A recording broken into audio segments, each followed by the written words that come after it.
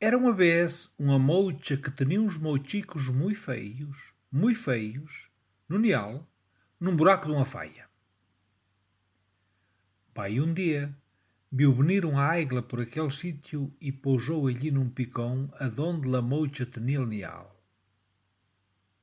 E vai a mocha e diz-lhe assim: Ah, águila, mira, vou-te a pedir um favor. Pois tu dirás, respondeu a águila.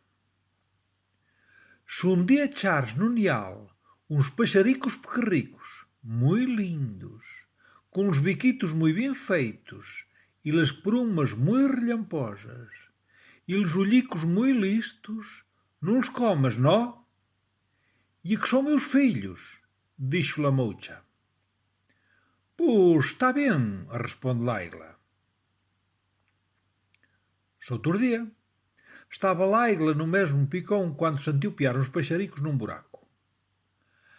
A águila arrimou-se ao buraco e veio então 5 paxarotes feios, muito feios, mal feitos. E papou-los todos. Daí a um rato, vai-se a mocha a tener com a águila chorando. Ah, comadre papona, então diz-vos que se de alguma vez achastes um nial com uns paxaricos muito lindos que não os comírades. E agora vou a ver e comístesme-los.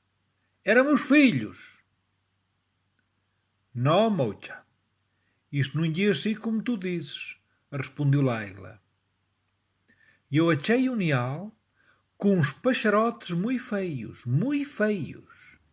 Tinham a cabeça quadrada, os olhos arregalados e as alas zenudas, os bicos tortos e os lombos cobertos com pelo de rato. E estes se os comi. Se eram estes os teus filhos, ouviras melhor o dito a verdade.